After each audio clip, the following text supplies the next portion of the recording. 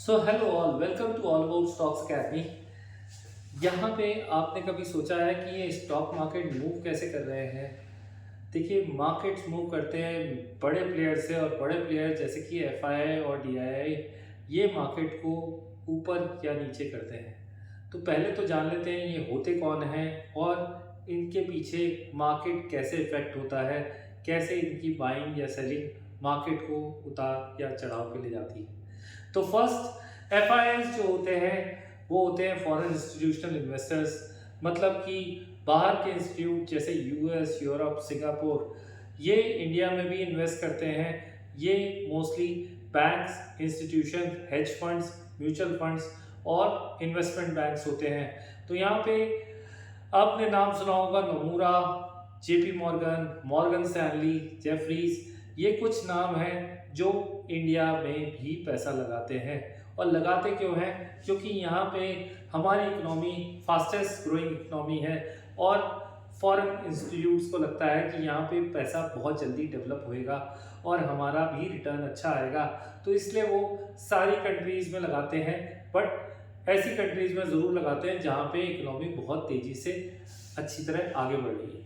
तो यहाँ पे दूसरा जो हमारा बड़ा प्लेयर है दैट इज डीआईआई, उसके बारे में जान लेते हैं। DII are domestic institutional investors, मतलब कि हमारे घरेलू इंस्टीट्यूट जो कि काफ़ी बड़ा पैसा लगाते हैं।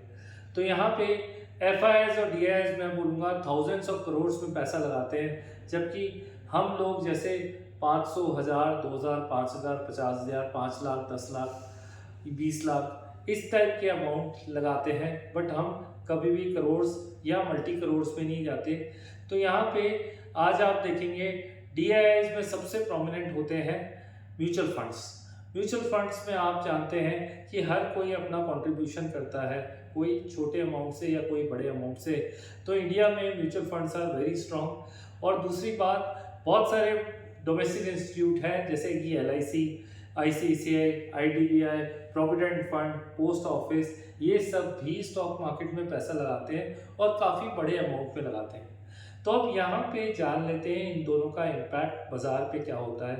देखिए, एफआईआईज एंड डीआईआईज, जैसे कि हमने बोला ये काफ़ी थाउजेंड करोड़ में पैसा लगाते हैं। तो एफआईआईज अगर डीआईआईज के साथ मिल जाए तो यहाँ पे अगर दोनों बाइंग करेंगे तो मार्केट तेज़ी से ऊपर जाएगा। अगर एफआईआई सेल करेगा और डीआईआई बाय करेगा तो यहाँ पे मार्केट थोड़ा बहुत उधर ही हैंग अराउंड करते रहते हैं। और अगर दोनों सेलिंग पे आ जाए तो यस, मार्केट धड़ाम से गिरता है और काफ़ी पैनिक वाली सिचुएशन हो जाती है। और ये तभी होती है जब कोई इकोनॉमिक अनसर्टेनिटी या कोई ऐसा इंसिडेंट हो जाता है जैसे कि वॉर या पेंडेमिक, तब एक बिजनेस की क्लैरिटी नहीं रहती और उस सिनारियो में बोथ सेलर कभी कभी बन जाते हैं।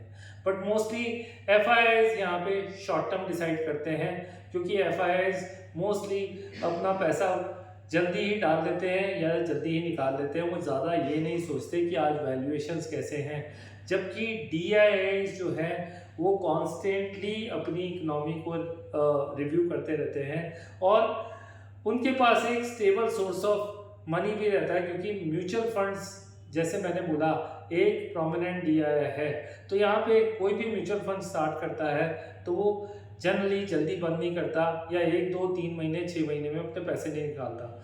मोस्टली लोग म्यूचुअल फंड्स जब स्टार्ट करते हैं तो वो सालों साल पैसे देते रहते हैं और इसकी वजह से ही म्यूचुअल फंड्स को एक कांस्टेंट मनी सप्लाई या फ्रेश मनी फ्लो आता रहता है और वो यही पैसा मार्केट में डालते रहते हैं।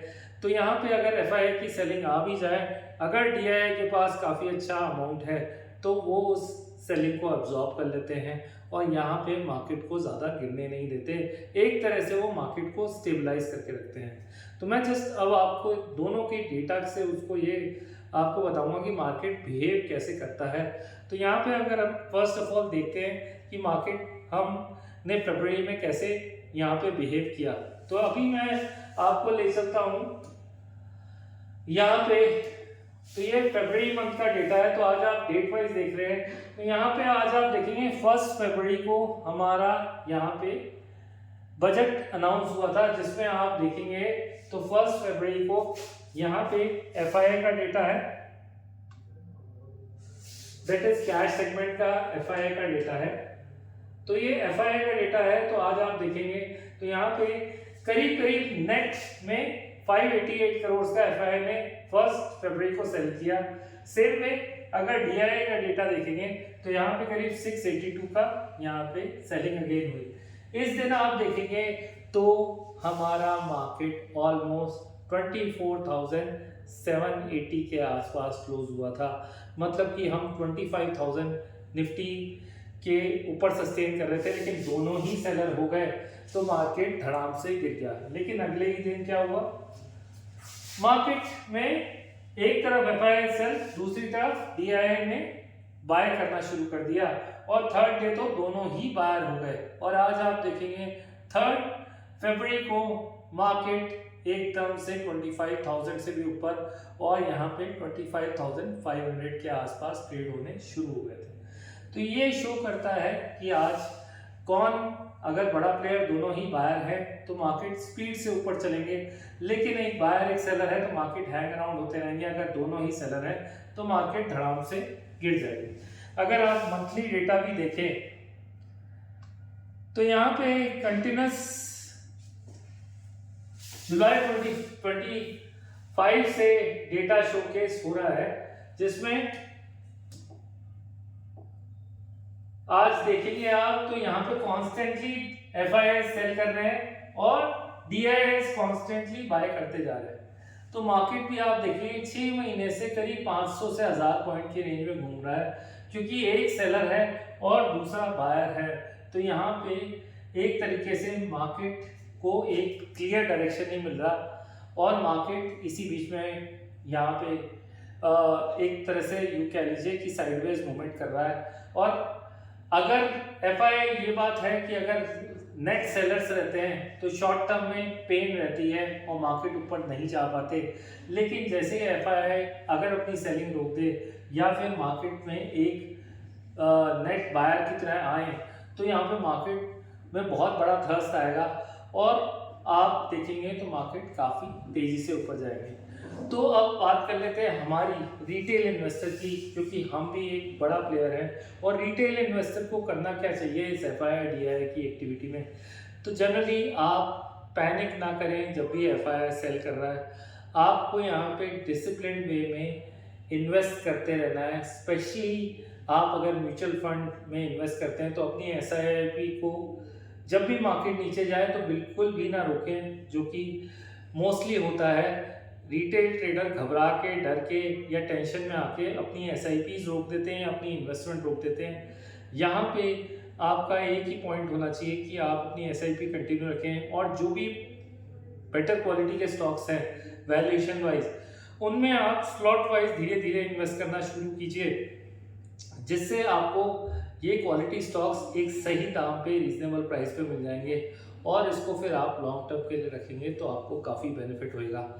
पैरेलली आप एफआईआई को देखिए तो शॉर्ट टर्म इवेंट है, और यहाँ पे डीआईआई जो है मार्केट को स्लोली मूव करता हुआ ऊपर जाता है, तो आपको उसको डीआईआई को एज अ स्टेबल इवेंट देखना पड़ेगा। और लॉन्ग टर्म इन्वेस्टमेंट के लिए आपको ये गेम अंडरस्टैंड करना पड़ेगा, जिसमें नॉलेज इज़ द ओनली की। आपको अगर नॉलेज है तो आप वैल्यू स्टॉक्स पे बाय करके उस पर कॉन्स्टेंटली इन्वेस्टेड रहिए, तो आपका यहाँ पे portfolio day in and day out अच्छा परफॉर्म करेगा और आप ओवरऑल एक विनर की तरह रहेंगे।